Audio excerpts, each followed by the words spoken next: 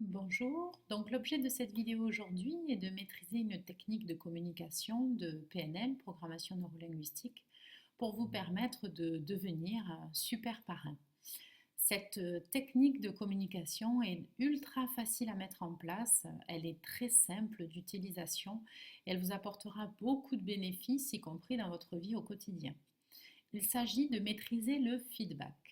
Alors, je vais vous expliquer en quoi ça consiste.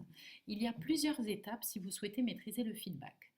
La première étape est de montrer à votre filleul, donc puisqu'on va prendre l'exemple du parrainage, donc vous allez démontrer à votre filleul que vous êtes en train de l'écouter. Alors, il ne suffit pas simplement d'être en face de la personne, si vous l'avez avec vous, pour qu'elle voit que vous l'écoutez, mais il faut que la personne puisse le savoir, y compris si vous ne vous voyez pas, si vous êtes par Skype ou par téléphone. Donc, un bon moyen pour prouver à votre interlocuteur que vous êtes en train de l'écouter, c'est de vous servir de la reformulation. En quoi ça consiste? En fait, c'est juste de dire non seulement que vous êtes à l'écoute de la personne, mais que vous essayez de la comprendre. Prenons un cas pratique. On va dire que votre filleul vous appelle en étant complètement dépité parce que il était persuadé de faire rentrer quelqu'un dans votre groupe. Il était convaincu que le coup de fil allait super bien se passer parce qu'il avait un super contact avec la personne en question et en fait la personne lui a dit que ça l'intéressait pas du tout, qu'elle trouvait le concept nul. Donc on prend un exemple extrême, hein. Donc, en fait, vous laissez votre filleul parler et puis au bout d'un moment, vous attendez qu'il ait fini et vous lui dites, donc en fait, si j'ai bien compris, je te sens complètement perdu, paumé, triste et en fait, tu es surtout déçu que la personne n'ait pas signé avec toi. Est-ce que c'est bien ça? Donc ça prouve que non seulement vous avez écouté tout ce que vous avez dit, mais qu'en plus vous cherchez à l'aider à le comprendre. Là, votre filleule va vous répondre oui, non, c'est ça, c'est pas ça, bref. Donc voilà, la première des choses, c'est ça. C'est de montrer à votre interlocuteur que vous êtes en capacité de l'entendre, de l'écouter. Donc c'est la première étape du feedback. La deuxième étape, c'est lorsque vous souhaitez aider la personne à améliorer quelque chose, il faut que vous toujours vous démarriez par quelque chose de positif. Toujours. Pour la simple et bonne raison que vous le constaterez dans votre vie de tous les jours. Vous allez forcément être plus enclin à écouter quelqu'un qui vous dit quelque chose de sympa plutôt que quelqu'un qui vous dit quelque chose de désagréable d'emblée comme ça de but en blanc. Donc attention, quand je dis dire quelque chose de sympa, il faut que ce soit vrai. N'allez pas inventer des choses ou n'allez pas dire des choses qui servent à rien. Par exemple, j'adore la chemise que tu portes, la personne va se dire mais quel rapport? Donc en fait, trouver un moyen de le mettre en valeur et de le rassurer. Donc dans l'exemple que je viens de prendre avec votre filleule qui vous appelle en panique, répondez-lui calmement en lui disant, bon ok, explique-moi comment ça s'est passé, l'appel, tu étais plutôt confiant, donc ça c'est super.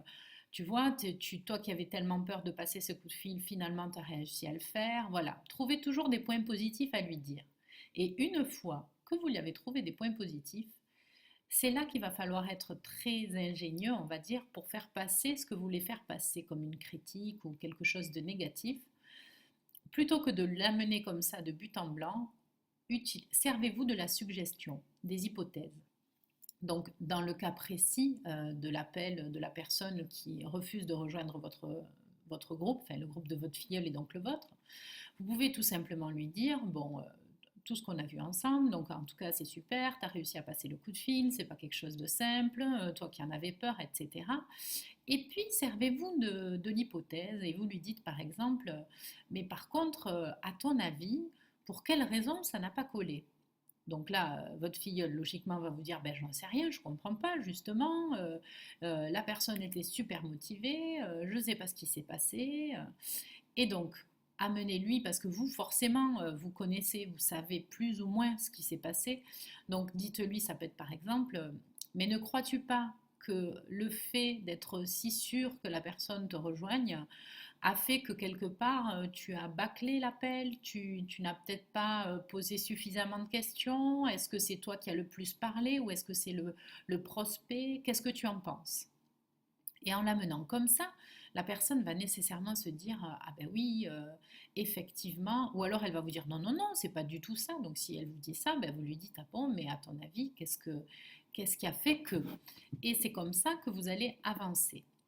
Donc là, vous avez donc la première étape, je rappelle, la première étape, vous montrez à la personne que vous êtes en écoute, que vous écoutez son problème, ce qu'elle vous expose. La deuxième étape, vous trouvez des points positifs pour ouvrir la communication, pour faire en sorte que votre interlocuteur soit vraiment à l'écoute.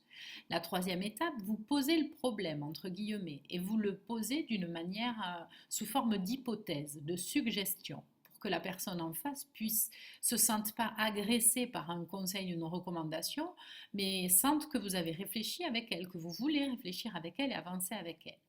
Et la dernière étape dans le feedback, c'est de terminer par quelque chose de positif. Toujours, vous devez englober en fait votre information négative, la petite critique que vous mettez en place, doit être comme un sandwich entouré d'un élément positif au départ et d'un élément positif à la fin. Donc là, dans le cas dont on a parlé, cela peut être par exemple en tout cas, tu vois, c'est super parce que malgré tout, tu as gardé ton calme, même si tu étais très déçu. Tu n'as pas cherché à rappeler la personne ou à la harceler, donc c'est très bien. Et puis dis-toi que de toute façon, si cette personne n'a pas souhaité te rejoindre, ben, tant pis pour elle, peut-être qu'elle changera d'avis, mais voilà, c'est une expérience et toutes les expériences sont bonnes à prendre. Voilà, par exemple, vous pouvez vous servir de ça.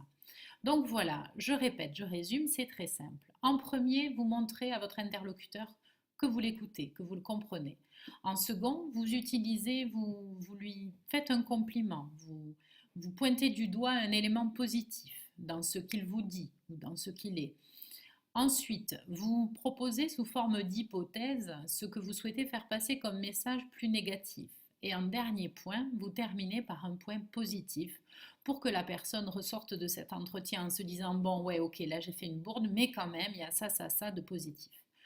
Voilà. Donc c'était ce dont je voulais souhaiter vous parler dans cette vidéo. Excusez-moi, je perds mes mots.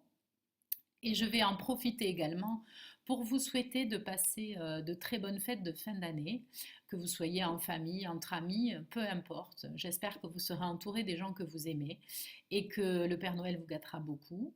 Je vous dis à très bientôt et encore passez de bonnes fêtes. Au revoir.